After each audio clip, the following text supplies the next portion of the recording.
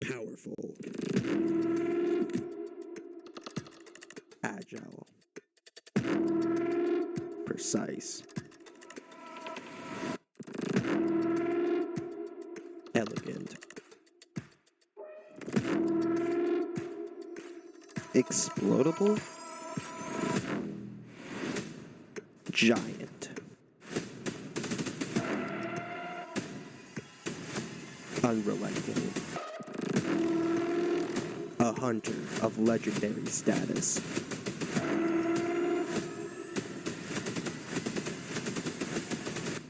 This is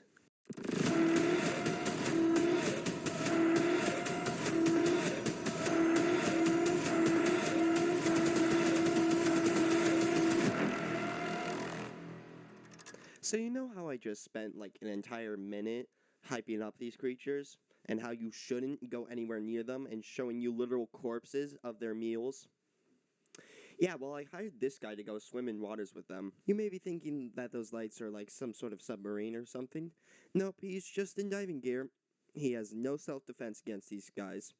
Nothing. Nada. Now, granted, you may be thinking along the lines of, Oh, how could you? This is so unethical. You're basically sending him to his doom. okay, so first of all, why do you sound like that? Second of all, he came to me asking me to record him going into crocodile infested waters. And I said, sure, why not? I made him sign a contract which makes me not liable for the likely event of his death. Also, I win by recording him either way. If he lives, then I get a banger video on YouTube, and if he dies in a most likely brutal manner, I get a banger video on LiveLeak.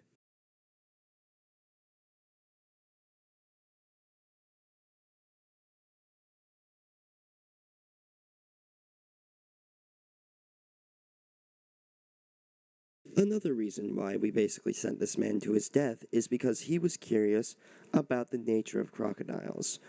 He, and admittedly I, wanted to find out if they were just truly simplistic beasts, or was there more to them despite their brutal reputation? The possibility of even swimming with a crocodile was disclosed with the story of Chito and Pocho. Chito was a Costa Rican fisherman who found Pocho severely injured on the banks of a river in 1989 after being shot in the head by a cattle farmer. The fisherman took the crocodile in, nursing it back to health over 6 months, feeding it chicken and fish and providing companionship. When Chito released Pocho back into the wild, the crocodile surprisingly returned and stayed with him, forging a lifelong friendship. Now enjoy a montage of them playing together with Pretty Little Baby by Connie Francis playing in the background.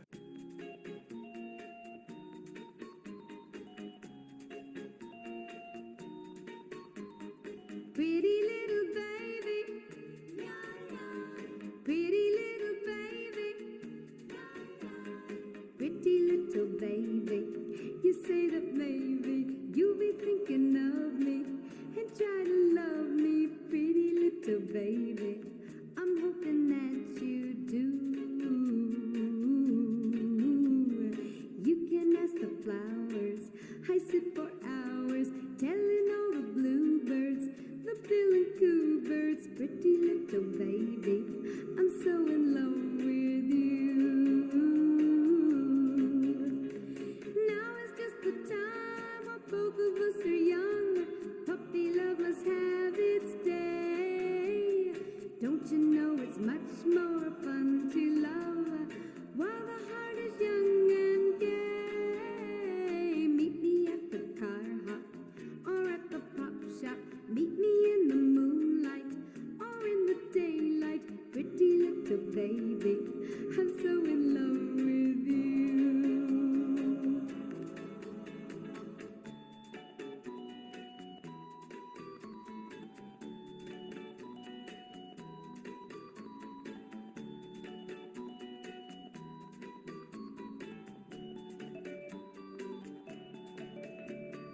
Now is just the time when both of us are young. Puppy love must have its day. Don't you know it's much more fun to love while the heart is young and gay? Meet me at the car hop or at the pop shop. Meet me in the moonlight or in the daylight. Pretty little baby, I'm so in love with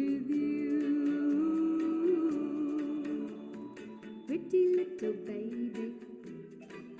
I said, pretty little baby. Oh, now, pretty little. I'll be honest and say the next like 2 minutes is just so boring. It's just people talking and talking and talking. We'll cut to the interesting parts, okay?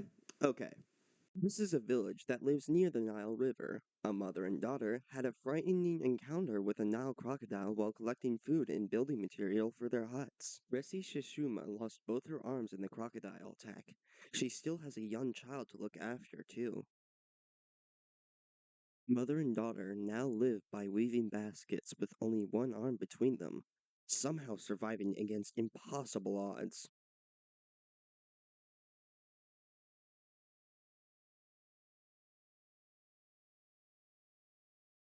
Crocodile who attacked them was only 2 meters long, or about 6.5 feet, but still very powerful.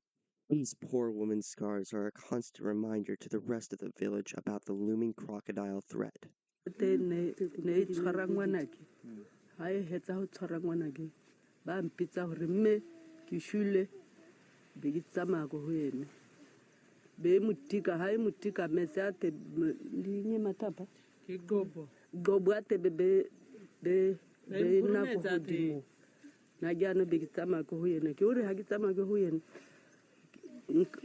ka kgona ke jaanong go mo thula ko dinao tsa gae nna be ke mo enola ga ke mo tshwara ke mo enola ke yana ko ena ene beita ta e tshwara letsogo la gae.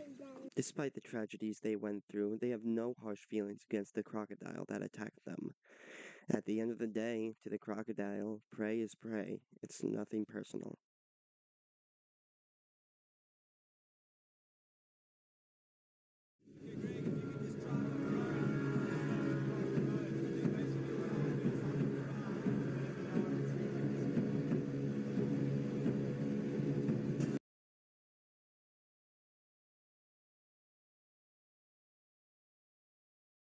We are on our way to the area where the woman was attacked. Crocodiles are extremely territorial, so it's most likely the same crocodile still resides here.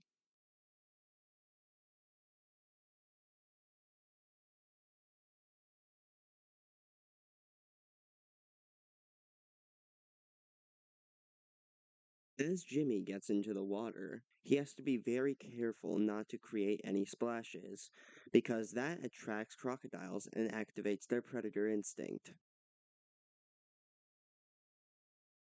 Hey Roger, or whatever your name is, I'll be honest, you're not very memorable.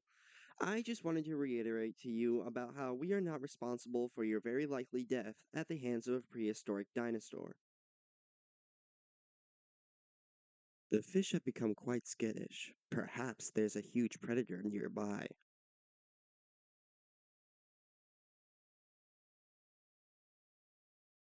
Hey Jared, I think I found the huge predator nearby.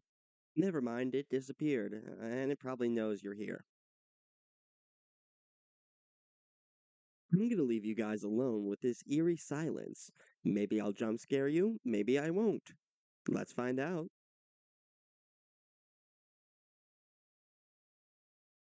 Do you want to know a funny fun fact?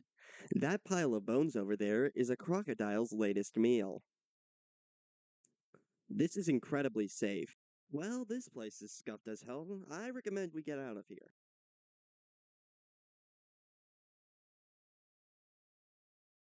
Daylight, how I've missed you, old friend.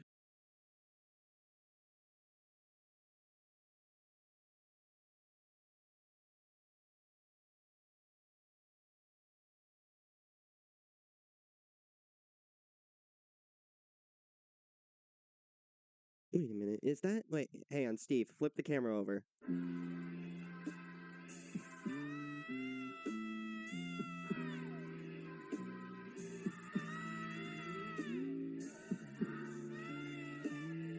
I hate to cut this short, but YouTube doesn't allow non-verified users to upload anything long form. So until then, I can't really upload anything like over 11 minutes. But you can help change that by subscribing and sharing. Alright, have a good day.